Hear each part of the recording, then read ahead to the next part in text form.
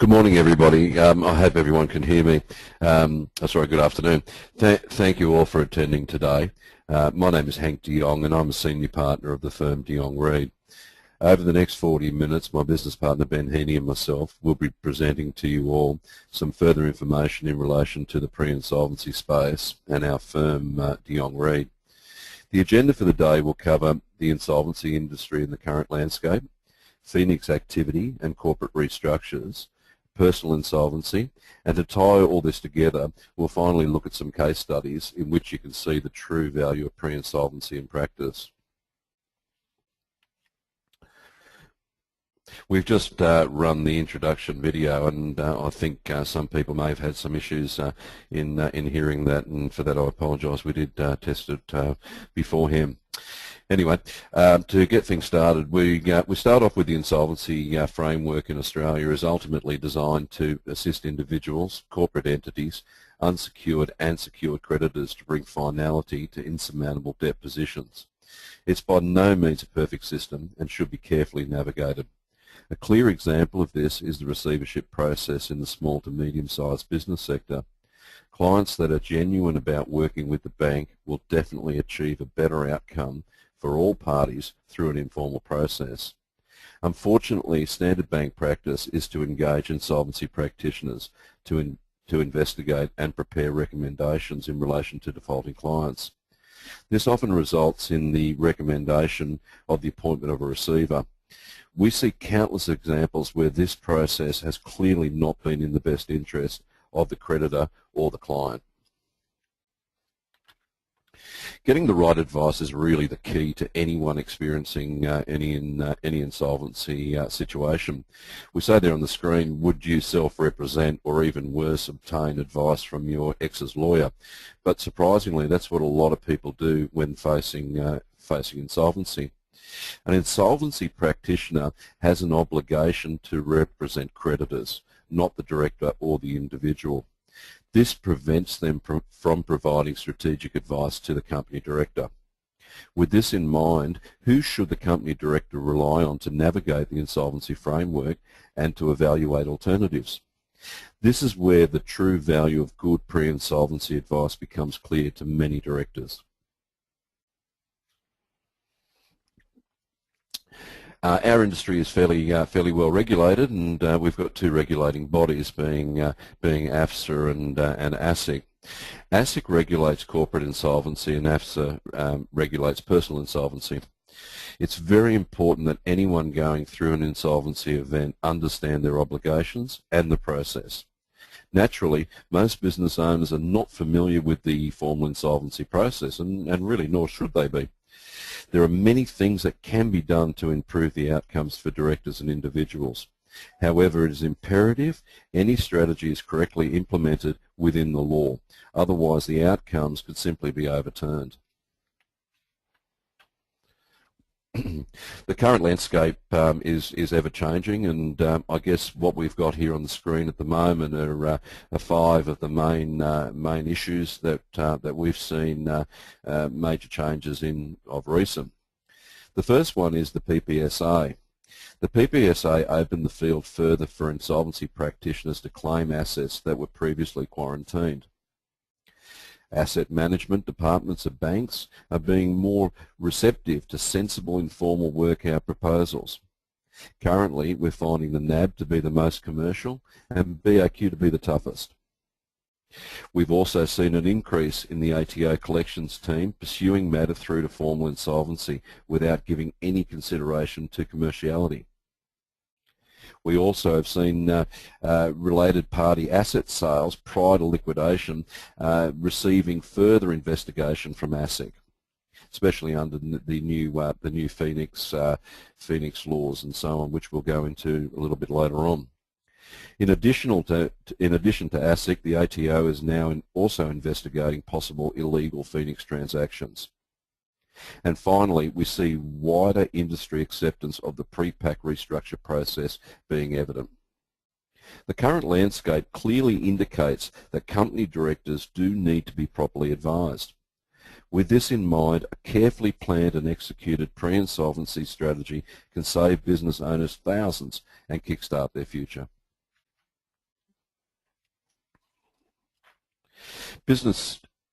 Quite often we see businesses who have experienced an event that has dramatically affected their turnover or profitability. This could simply be employee embezzlement or a significant change in the industry. In these cases, the business often has a solid core and the director has significant expertise and passion for the industry. These situations lend themselves well to a pre-pack corporate restructure.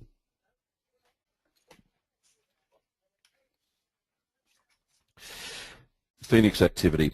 Phoenix activity, without a doubt, is a buzzword in the industry and has been for a while. But it's important to understand what Phoenix activity really is. Phoenix activity involves winding up of a company and continuation of business activity. Phoenix activity, or a pre-pack, on its own should not be confused with the issue of illegal or fraudulent Phoenix activity. There is still no statutory definition of illegal Phoenix activity. The major differentiating factor between a Phoenix or pre-pack and an illegal Phoenix transaction is where commercial consideration has not been paid by the customer, by the purchaser. The Jonge process ensures supporting valuations, documentation, and payment also form part of the corporate restructure process.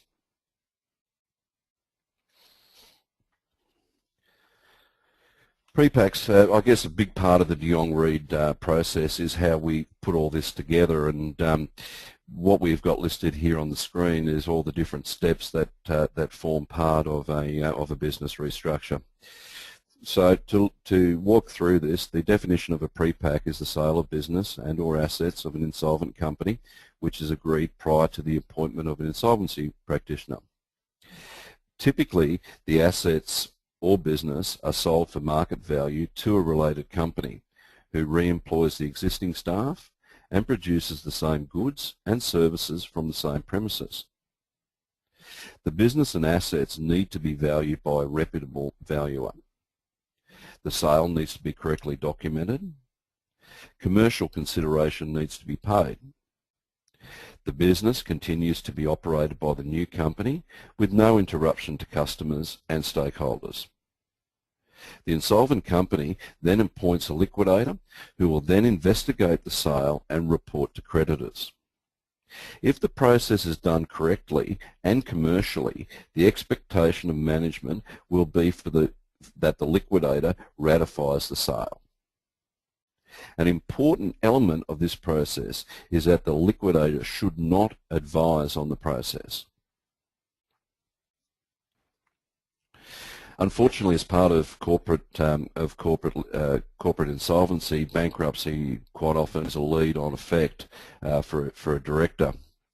So leading on to this, directors often face personal insolvency issues due to personal guarantees and DPN action from the ATO.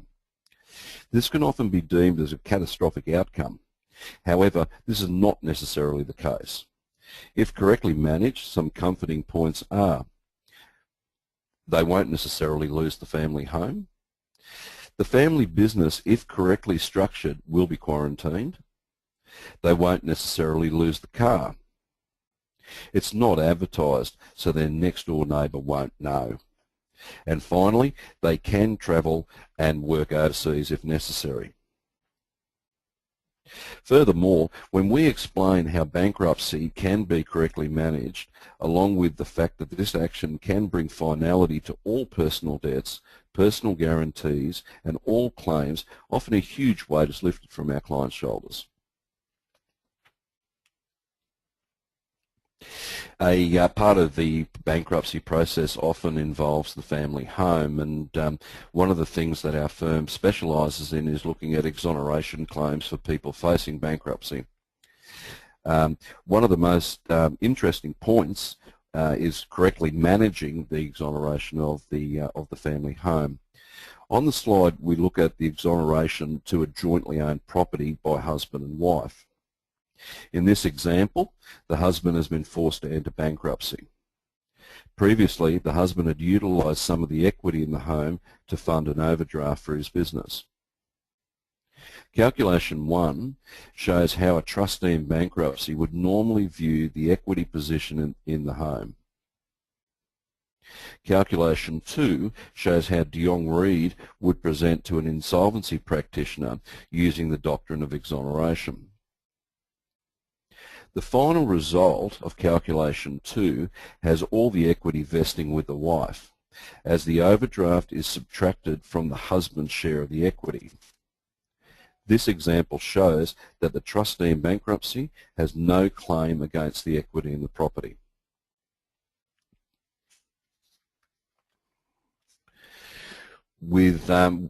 For every bankruptcy managed by Jonge, approximately 50% of our clients go through a Section 73 process, on which we obtain an average of around an 80% success rate.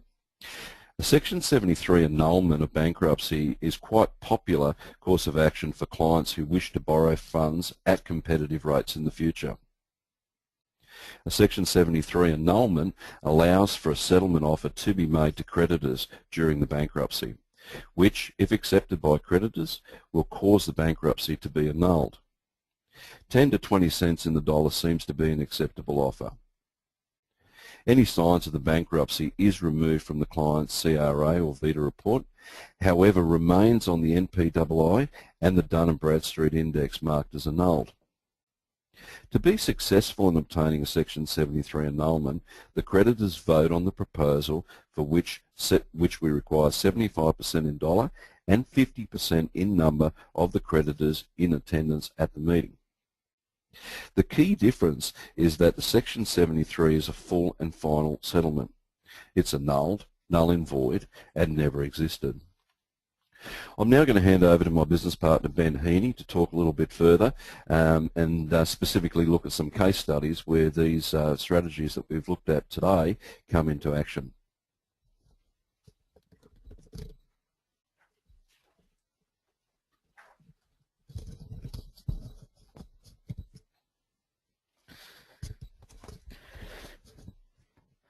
Good afternoon, everybody. My name's Ben Heaney, and thanks for attending. Hank's run through a lot of the technical elements and a lot of information in a short space of time. What I'll do is run through 4 case studies which will hopefully pull together these different areas that we've discussed and show you how they can be put together to get a client in a difficult situation a pretty good outcome. When I run through these case studies, I think that there are some common elements between all people that are in difficult situations, and this is firstly that they do need advice. Secondly, their outcomes can always be improved. It's never too late, no matter what stage of the process they're at. And also it's a very stressful and emotional time. So people in these situations do need quite intensive guidance and hand-holding and comfort and understanding of the process along the way, and that's most certainly what our service is all about. So moving on to the first case study, this case study that I'll run through is quite a vanilla or simple case study, but the results that we were able to get were exceptional for the client. Now, the background of it was that it was a busy gymnasium and it was located in regional Queensland. It had an above-market property lease arrangement in place that was falling behind, and it also had very excessive borrowings on plant and equipment that was put into place in the past when they purchased the business. The business was actually part of a franchise arrangement. The situation was that the fixed cost base meant the business was running at a loss. There's nothing that the directors could do to change this, of course. It did have very good membership bases. It did operate within industry standards. So on that side of it, the directors had done everything that they could. But the bottom line was the business was running at a loss due to the fixed costs, and over time, both significant statutory debts as well as trade creditors did accrue. One of the directors got a second job, and with that second job they were pumping money back into the business, but still that was not enough. We met with the director to talk about options. The director was passionate about the business and did want to continue trading if there was an option, and so we recommended to go through the pre-pack corporate restructure process that Hank had on one of the earlier slides that he ran through. So the strategy was to sell the business to a new entity, in this case without plant and equipment, and the director of the new entity in this case was the son. This gymnasium was a family business and the son was very involved in the business since inception. Now the fair market value of the business was supported by a business valuation. The next part was that we entered into an agreement between the vendor and the purchaser whereby the plant and equipment was rented in the short term. Now the reason for this was that there was significant amounts owing on the plant and equipment. It was about $600,000. The valuation on the plant and equipment came in at $30,000. Now that was due to not only the plant and equipment being older, but also the cost to disassemble and move to an auction house, and then of course there had to be interested parties to buy. So the bottom line was that the return in liquidation from this plant and equipment would have been $30,000. Now the secured creditor of course would not have consented to the sale at valuation prior to liquidation, which is why we entered into a short-term rental agreement. Once that was in place and the business was up and running in the new entity, we appointed a liquidator to the old entity. Importantly, there was staff, there were customers that were coming at all times of day and night, and there was a business that needed to operate without any business interruption, and that's certainly what happened in this case. So as you can imagine, there's also a very big checklist of things that need to be addressed. So once the liquidator had been appointed to the old company, they reviewed the sale contract. They of course ratified the sale because it was commercial based on valuation, and we commenced negotiations with the bank and liquidator at that stage to purchase the plant and equipment at market value. Ultimately they did agree to the sale price of $30,000, and those plant and equipment items were moved over to the new company. Now that also did create quite a significant shortfall for the directors. There was some $570,000 which was going to come to bear on their personal guarantee. The other thing that needed to be addressed was the lease, and throughout this process we assisted in negotiating a very substantial rent reduction for our client. The new trading entity after this had been done was in a very profitable position, and the directors were able to focus on growing the business and running the business without the added complexities of having a second job and also juggling what they did have as previously insurmountable debts. The directors, the advice that we gave the directors personally was to enter into personal bankruptcy, and that would bring finality to the personal guarantee claims that they'd have on the shortfall of the plant and equipment with the bank, finality to personal guarantees for the trade creditors, and also finality to the DPN action that they had from the ATO. Throughout the bankruptcy, the director was able to retain the family home, and that was similar to what Hank spoke about before with the doctrine of exoneration. And the situation with this client was we were able to take them through the Section 73 annulment process about 12 months after entering into bankruptcy. So the outcomes that these clients achieved were that the business was retained, that all personal guarantees were dealt with, and the client was able to retain the family home through bankruptcy and has come out the other side with a clean credit record. The situation, if this was not managed in the way that I've just outlined, would have been significantly different. I would expect there would have been a loss of business, a loss of home, and that client still would have been in personal bankruptcy. The next case study I'm going to go through is not vanilla like the first one. It was quite a complex job to work on, and there was small amounts of strategy everywhere we looked. The background was it was a long established civil excavation company, and it completed contracts in New South Wales and Queensland. It was historically quite a profitable business, but it did fall into an insurmountable financial predicament, and this was due to a combination of low margin work, wet weather and high fixed costs. The situation was also severely exacerbated by a relationship breakdown between the husband and wife. Husband and wife were joint directors and shareholders. The husband in this situation knew the business was not performing well, and he was aware that there were statutory debts accruing. However, his wife, who was in control of operating the financial side of the business, wasn't giving him access to the books and records, so he didn't know exactly where everything sat, and decision making was at a deadlock, which was disastrous. The family lawyer who was assisting the husband in this case referred the client to us, and that referral was based on the fact there was director penalty notice and also potential winding up action against the company.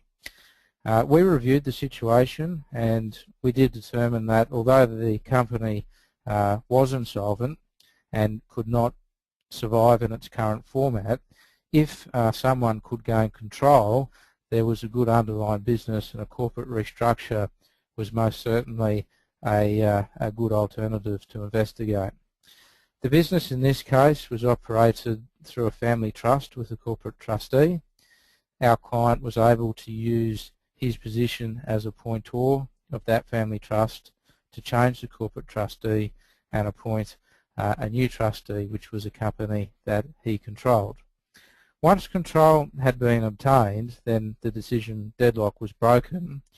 We were able to instigate a pre-pack via voluntary administration strategy. An important element of this job was it had considerable plant and equipment, which was under finance through a large number of equipment financiers. Now, under a pre-pack liquidation scenario similar to the first case study I spoke about, the equipment financiers would have most likely called in their loans and wanted to sell the plant and equipment. Under a pre-pack VA scenario, we had a much better chance of gaining the support of the equipment financiers. So in this situation, a new trading entity was formed, and given our client was completing contracts for multinationals, the business would not have been able to continue to trade and fulfill those contracts whilst trading under either voluntary administration or deed of company arrangement. So our strategy was to license the business across to a new entity, and that new entity was the business that would trade whilst ultimately the old company was under administration. So in order to do this, we needed to establish the value of the business and the goodwill. So there was an accountant that completed the business valuation. The plant and equipment, both encumbered and unencumbered, were valued so that fair market value could be established.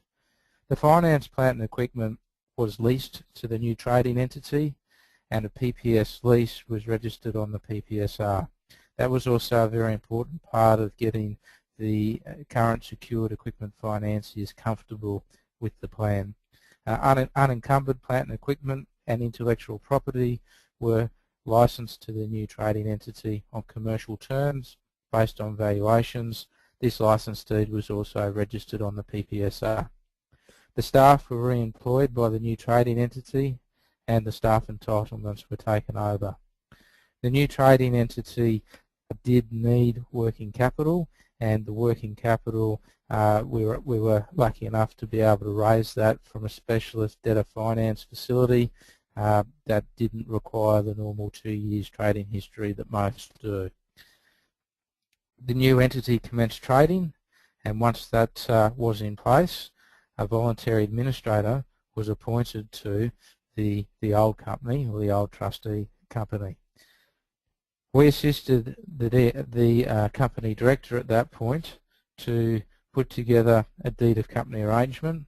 And a deed of company arrangement does need to provide a superior return to creditors than liquidation would otherwise. An important part of this strategy was that the old trustee company had a very significant vote in the deed of company arrangement due to its right to indemnity for trust assets for debts that it had incurred whilst it was trustee. In addition to that, we communicated very heavily with the equipment financiers and employees to gain their support. So ultimately the deed of company arrangement proposal was accepted by creditors, and the new trading entity was able to then make one monthly payment or one monthly instalment to the old entity to satisfy what were previously insurmountable debts. So in this situation, the unsecured debts that we dealt with were $1 million, and the deed of company arrangement was settled for $300,000, payable over 3 years through monthly instalments. Now, there were some great outcomes in doing this. Firstly, the business was protected and retained, and at all times the business continued to trade, so the transition was seamless to stakeholders. Like I mentioned earlier, the business itself did not trade under voluntary administration or deed of company arrangement. The employees kept their jobs. The equipment financiers did not enforce their security over the plant and equipment. The creditors certainly received a much more superior return than what they would have through a liquidation scenario. And in this case, director liability was managed at the corporate level, so the director was able to avoid personal insolvency. Now, the situation from the family law side of things, of course, had absolutely no bearing on what we were doing. Our engagement was to save the company and get it into a position where it had a bright future. And the good news is that both parties now can benefit from a business that is trading profitably. The next case study that I'll run through is using a personal insolvency or a Part 10 arrangement to force all creditors to settle. The overview is that our client owned a service station and also a motel in Victoria, and these businesses were operated through a company. They did have substantial funds borrowed with CBA, and due to a downturn they experienced, they did fall behind in the business. The bank did take control. A liquidator was appointed to their company, and at the end of the day, the secured creditors, along with other unsecured creditors, did have a pretty significant shortfall. Now, this client actually came to us fairly late in the process. So this client came to us after the company had been through the formal insolvency process. Now, the directors were younger, and they went to live with their family members to lick their wounds and get back on their feet. And they were lucky enough to be in a position where their family was happy to support them with a loan of $100,000 to offer a settlement to their creditors. Now, the main creditor was the bank that had an $800,000 shortfall, and the bank was actually willing to settle for this $100,000 as full and final settlement and not pursue our client into personal bankruptcy. The problem was that the client had also received a director's penalty notice from the ATO, and the amount on the director's penalty notice was also about $100,000. Now, the client did try to negotiate a payment plan with the ATO. They did try and negotiate an affordable reduced settlement. None of those things came into fruition or were accepted by the ATO. So our strategy in this situation was to make this offer to the creditors, which were, in this situation there were three. So there was the bank that we've spoken about, there was the ATO through the director's penalty notice, and there was also another trade creditor that had a personal guarantee for $2,000. So in this situation, the clients put up a formal offer under Part 10, and when it comes to a Part 10, which is a formal payment arrangement, our client needed 75% in dollar value and 50% in number to support the proposal. Now, because we had been dealing with the bank, we knew that the bank was going to support this arrangement, and we also knew that the personal guarantee creditor was also going to support the arrangement. We were also of the opinion that it was unlikely that the ATO would support the arrangement. In this situation, it did go to the vote, and that's exactly what happened, but because 75% in dollar and 50% in number were supportive, that bound all creditors to the arrangement. So our client was able to use that $100,000 support from the family member to settle with all of the trade creditors as full and final settlement. So that's a good example on how sometimes using the formal insolvency alternatives can be a much more commercial and also timely way to bring conclusion to a bad situation. This whole process only took about 2 months from start to finish, which was a very good result. The fourth and final case study that I'll run through is something that we see all the time, and that's companies involved in litigation, often for amounts that far exceed the asset value of the company. In this example that I'll run through, the client was a Sydney-based product developer, and they enjoyed strong business relationships with Chinese manufacturers, and this client of ours was approached to design, manufacture and supply a product for a national distributor. There were no written contracts in place, and about 18 months later a dispute arose regarding the exclusivity and intellectual property of the product designed. The national distributor brought an action against our client's company for $500,000. Our client felt that this claim was a frivolous claim and intended to defend the action. After many months and some $50,000 in expenses, our client did change his opinion somewhat to the conclusion that this matter was going to be long, protracted and extremely expensive, and also he had absolutely no certainty of what that outcome would be. So our strategy to de-risk this situation for the director was to look at the different insolvency alternatives that might be available, and on review we decided that doing a pre-pack would be the best way to deal with this situation. So the background of the company was that it held minimal plant and equipment assets, and it did hold some stock. Most trade creditors were up to date, so there was very minimal trade creditors and there was no statutory debts. Although the director did owe, the company did owe some money back to the director, because the director had been tipping in those funds to fight the litigation to date. Interestingly, in this company, like a lot of clients that we see, there was a business overdraft, and this business overdraft was secured against the director's family home.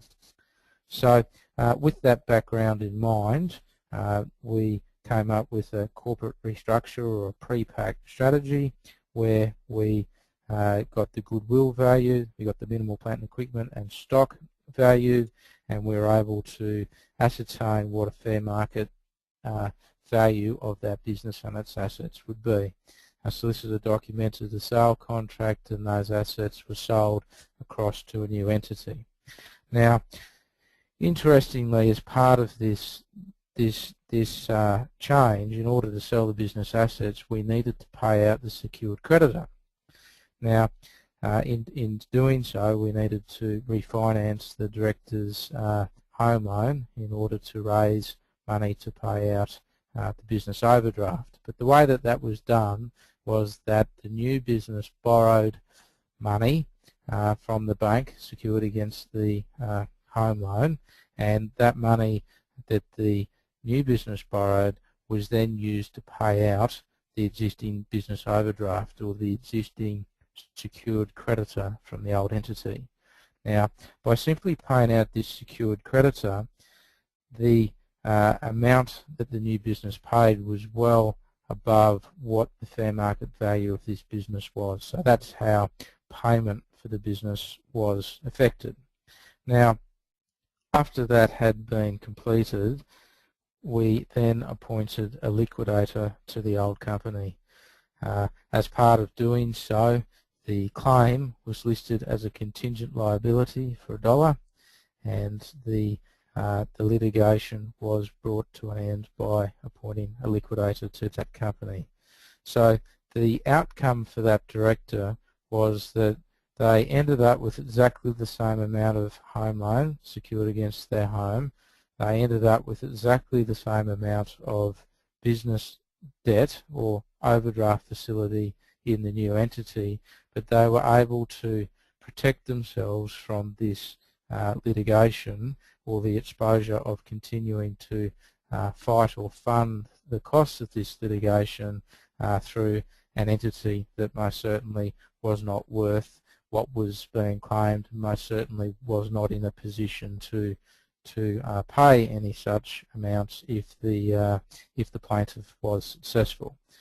So that's 4 case studies that we've run through, and hopefully they have been able to show you how, through navigating the insolvency framework, we can certainly improve a director or an individual's outcome. Like I mentioned at the start, for the people that are actually going through these situations, it is more than strategy alone. There's a whole support network that we provide these clients as they're going through these situations, because often there are much bigger concerns, more so than the nitty-gritty strategy that these directors have, and coupled with the amount of pressure that they're under, they really do need intensive guidance.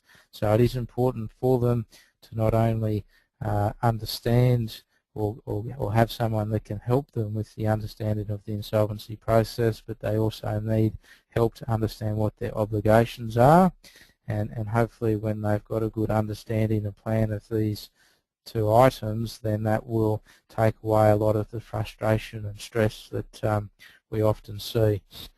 I have mentioned a few times that it is never too late to improve someone's position.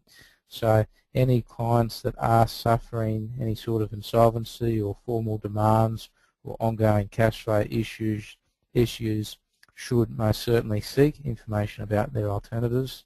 It is certainly a great idea for anyone in that situation to be well informed. Most of the clients that we all deal with, or I should say you all deal with, are operating businesses that are profitable and they're 10-foot high and bulletproof. Those people in particular are in a very good position to make sure that they put some proactive measures in place. So should something happen in the future, they're in a pretty strong position to deal with it. So some things that we often see or recommend are that company directors should make sure that they've got the correct PPSR registrations in place. And this particularly relates to directors who lend their business money. They should take security for those loans. It will offer them much greater control should something unforeseen happen in the future. The next area where we recommend clients be proactive is with their bank annual reviews. Most commercial facilities have pretty strenuous lending covenants, and from time to time directors are aware that for one reason or another they may have breached those covenants. For example, their tax portal might show that their tax wasn't paid on time. We would urge those directors to speak to us, or at least proactively address those issues with the bank. We often find if the bank is communicated with in a fashion that that they're used to, or in the language that they need, then the bank will often be more than happy to cooperate and address and work with a company director to get things back on track. When it comes to asset protection, I think it's very important to approach asset protection from an insolvency perspective. And the next point is intercompany loans. A lot of clients do have a corporate group, and it's important that they understand the effect that those intercompany loans would have in an insolvency event. And if they understand that, then they're going to be in a much better position to manage those internally. Separation of business and personal lenders, it's a no-brainer, but again, when it comes to retaining family homes, like Hank mentioned with the when he was talking about bankruptcy and the doctrine of exoneration, of course, having a separate home loan lender will put the client in a much better position to be able to achieve that. And the last point I've got on there is that businesses that are performing well and growing often do need some sort of working capital support, and there are most certainly cash flow finance products out there that will lend outside the terms that their main business bank or the Big Four will lend on, and they're certainly worth investigating. So thank you for listening to me now, and I'll hand you over to Dan from the Vincents Computer Forensics Department. And I know that every time I've heard Dan speak, I've learned something new and extremely interesting that I didn't know. So Dan, I'll hand you over. Cheers. Thanks very much, Ben. Hopefully everyone's able to hear me now. So it's a pleasure to present to you today. My name's Dan Hains. I'm Director of Vincents Forensic Technology. What I thought we would talk about today was the basics of computer forensics. So we'll talk about an introduction, what is ESI versus digital evidence. So in the current climate, we do have a vast array of information that's stored electronically versus the evidence that we actually need, which might be a very small amount of the massive amounts of data available. So we'll talk about that. Phone forensics, I'm finding, is a big topic at the moment.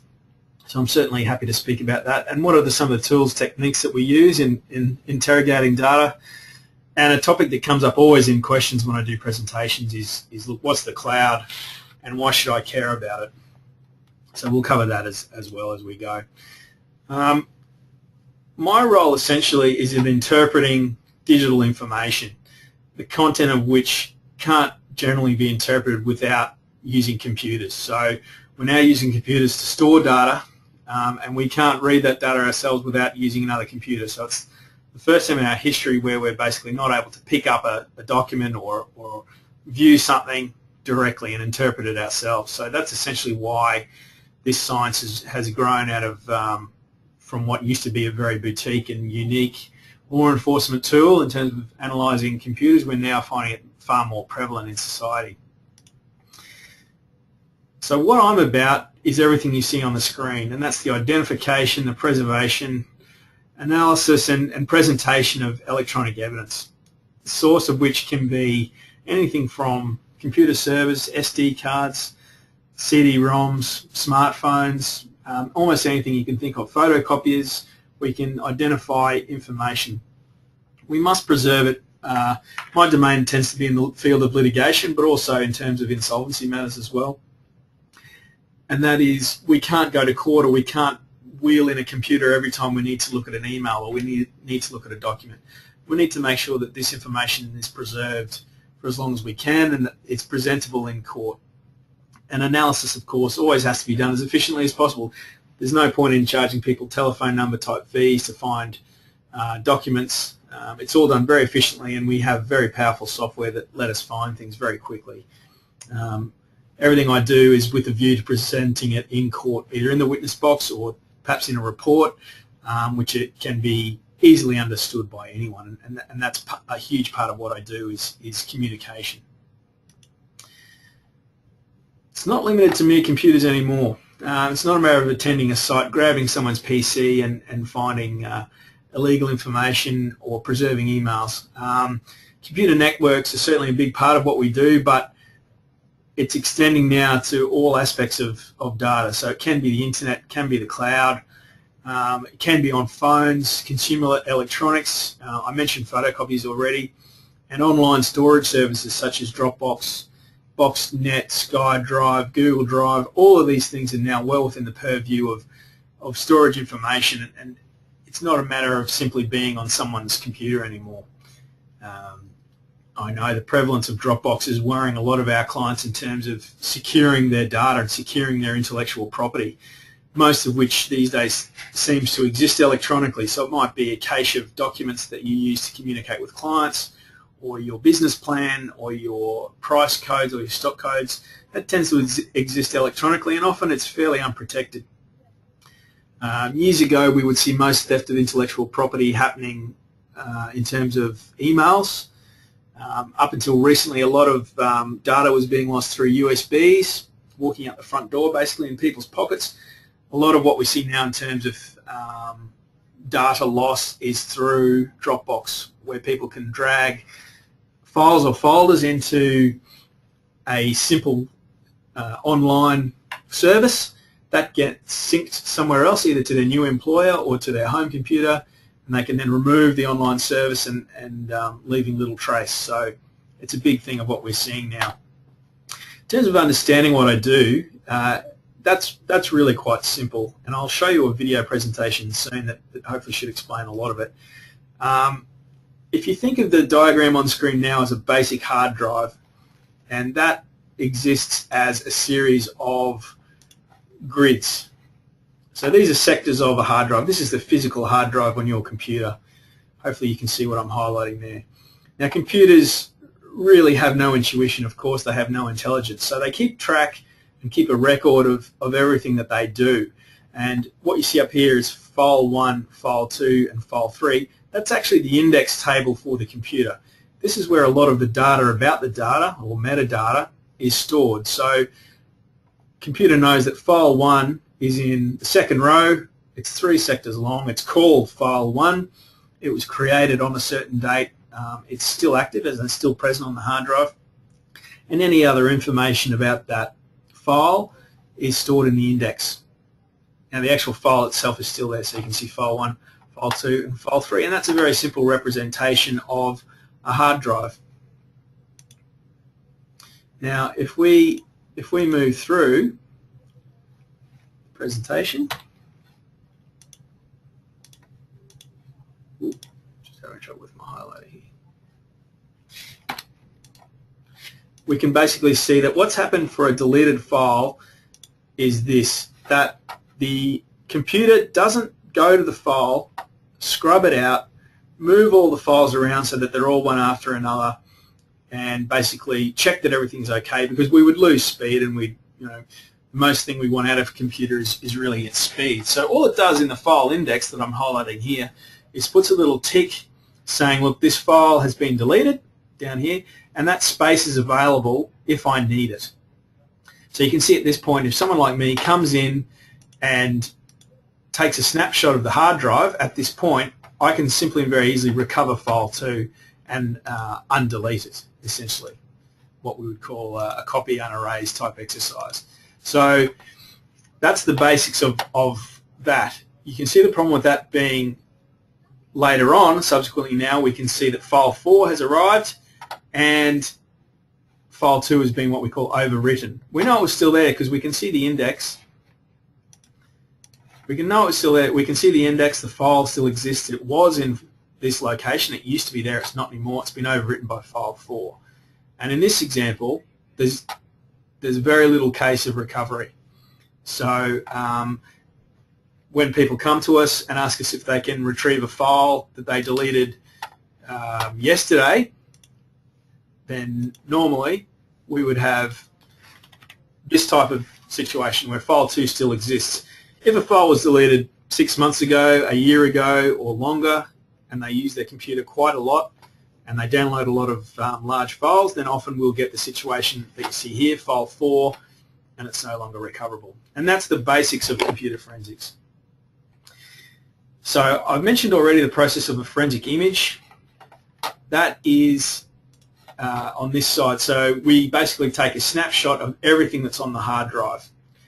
So we'll get things that are active and deleted. We can recover anything that's deleted and recoverable, but we'll also get privileged and confidential documents. We'll get everything that's relevant to our case and not relevant.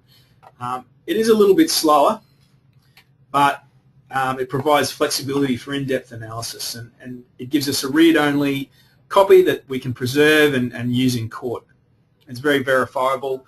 We can provide that copy to another expert, and they will get the same results as we do. It's far better than a file copy, just a right-click copy-paste, where you might be changing dates or file metadata around the files that are important.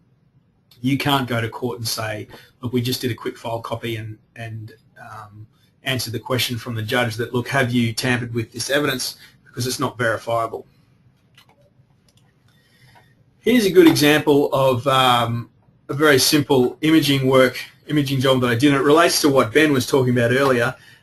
This is my laptop here that I'm highlighting here. This is what we call a write blocking device, which ensures that we only have a one-way flow of data from the hard drive, which is here, you can see in the computer, all the way through the write blocker and back this way. So nothing that I can do can change the evidence on the hard drive, and that's very important in terms of litigation. The evidence then can be written out to the device, a hard drive behind the computer here. And this was a good case for us because this was a gymnasium a young couple had purchased. They found very quickly that the financial results weren't what they were promised to be. They had far fewer members than what was promised to them. And when they purchased the gym, obviously they purchased the equipment as well, including the computer. So this is actually the office computer, the hard drive. We took an image of it, we analysed for deleted files, and we're able to locate spreadsheets and various documents that showed that the previous owner had in fact falsified the number of members. He'd falsified the condition of the equipment and the requirements under the lease to replace that equipment and various things. And so we were able to go to a mediation prior to the business being put straight into insolvency. We were able to go to a mediation with the other side, present the evidence that we had, and that we're entitled to recover some of the purchase price, and that's eventually what occurred.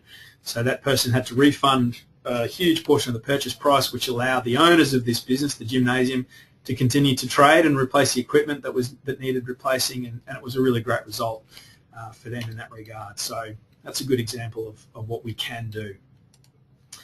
I've spoken about metadata already. This is a simple example of metadata. So metadata is data about the data, essentially. If you think of a letter as being the important information inside, things outside you can tell about the letter. It came from a location, it's been through various sorting services, so it's the data about the data. If you're thinking of a Word document, the important data might be the text, and the data about that data, or the metadata, might be when was it last saved, when was it created, and that can be very important in terms of checking on claims and various things like that. There's a way that we can verify that the evidence is forensically sound, as in what we've taken is an exact copy or a fingerprint of an exact copy of a file, and that is we fingerprint the evidence. So we create what's called a hash, which is a mathematical algorithm of the contents of the file, and it means we can say with absolute certainty that two files are exactly alike. They're completely the same. Even the metadata is the same, so the data about the data is the same. And this is a real cornerstone of what we do. On your screen now you've got what a hash essentially means, or a digital signature. So you can see that the text of these two boxes is the same, apart from one has a full stop and one has a comma. You would think intuitively that the hashes or the fingerprints of those files would be the same, but in fact they're completely different. You can see down the bottom here, that's the mathematical algorithm or the hash that's applied to each, and they're completely different. So we know when evidence has been tampered with, we know when files are also identical, and the inference is that theft of a file from an employer perhaps can only occur where the files are identical. So there's no other way that they could have generated an exact file. So it's a great tool for us. All right. So the benefits of computer forensics: we can recover deleted files, we can preserve metadata to prove in court that what we've done has all been forensically sound. The data is read-only, it's very portable and verifiable, so there can be no, in court, there can be no problem in terms of the provenance of the evidence itself. It's all very verifiable. It's all very repeatable. If I do a search on a forensic image, someone else who searches for the same objects will find the same thing, which might not be the case if you just take a copy of a portion of a server and then that server is put back into use. The data might not exist anymore. So it's certainly the cornerstone of what we do. So information today involves perfect copies. There's no degradation of that image at all, ever. And that's the danger as well with theft of digital information. Once the horse is bolted, any number of copies can be made, and so you must, prevention is the best way of protection of your intellectual property. Which brings us to the other topic I was going to talk about, and that is the cloud. So, sorry, if I can just talk about in terms of virtualization. So a big benefit to our pre-insolvency and our insolvency practitioners is the fact that evidence can be virtualized, so we can create in our lab a server, a working network that may have existed previously on 5 computers. We can create that whole network on our single server. So we have no infrastructure actually running. It's in fact simply existing electronically on our network, and we can then reach in, turn the computer on, we can run applications, print invoices, send emails and review documents as if we were still sitting in the former site. So perhaps you might have a warehouse that you can no longer be paying rent on. You've lost access to the site, but if we've imaged all the servers, we can still operate the design software or emails or invoice software as we had before. So it's a very useful benefit for our clients. Quickly talking about phones, basically the principles are the same in terms of mobile phones. So we use dedicated phone forensic equipment for the acquisition. The extraction methodology is also the same, and we ensure that the analysis is all logged, documented, and the evidence is preserved. So we have a phone, we apply our hardware, which is read-only hardware, and we acquire an image of the phone out to a different device, and we're then able to do analysis. So we can grab things like the location of the phone, the internet history, contacts, notes, calendar, appointments, SMSs, often deleted SMSs. So we can all get that from a phone. Very useful. Contact information is available, so latitude and longitude that we can actually graph onto something like Google Earth and grab a location of a subject. So it's all very useful in terms of phone. So you can think of a phone as you would a computer. Moving on to cloud storage, which is relevant to the discussion of protection of intellectual property. I've already mentioned factors such as Dropbox, Box.net, SkyDrive, and aspects such as that. So these are all cloud-based storage solutions. There's a lot of confusion on terms. Basically, the cloud refers to an environment that's not specifically or centrally located. So you can think of your data as being very mobile. It might exist on server in Hong Kong in one day, it might be in Seattle another day in terms of its actual location, but it's always accessible to you. So wherever you are, you can view your data on the cloud, and that's the advantage of it. Your computers are not the ones storing the data, so there's a reduction in infrastructure. Your computers are not the ones doing the work, so they're not actually processing the data. All you need now is a web browser, which takes up very little processing memory within a computer, and you can then access all of your invoices, all of your emails, and it's all very adaptable. It's secure, it's backed up, and it's always available. So that's, when we're talking about the cloud, that's essentially what we're talking about. You have fewer support staff, easy to maintain. There are some cost savings in terms of infrastructure. So these are all the benefits that we can identify up here, the purported benefits, I should say. You should also be aware of the downside, and that is you don't know where your data is. And there are some legislative requirements around where data should be, especially if you're a medical centre or a barrister or anyone that has Privacy Act type requirements. Even though your data is available, you need to know where it is, and it needs to be under your control. Security, just check on how good your security is and make sure you're aware of who has authority to access your data. It's very available from anywhere, which is an advantage. That can also be considered a disadvantage as well.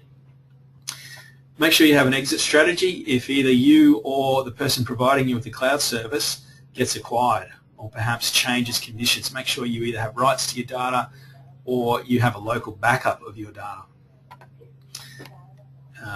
Make sure it's not open to corruption and it's recoverable. What are the disadvantages? So we've discussed those already. Where is your data? There are legislative considerations. Who has access and who can access the data? So there's a difference to who has access and who can access. And make sure that it's secure and that you go with a well-known provider. Why should you care? Well, this is the way the world is going. There's no doubt about that. People will resist given that it's a change and people are very change resistant, but the investment is going this way. The money is flowing to cloud-based solutions. So by 2016, it's projected to be a $67 billion industry, which is obviously massive. So if you want to protect your brand and your intellectual property, you need to start being prepared for this shift in the way we store data. There may not necessarily be the server room anymore where you know where all your data is. It's next door in the server room. It might be up in the cloud. Certainly your clients may be up there as well, and you need to be aware of what's happening and how to advise them. So save your data on the cloud. You can back up or sync your files anywhere and share it online. And that shareability is the problem for a lot of people in terms of security. There's a lot around. There's Box.net, which is one of the first ones.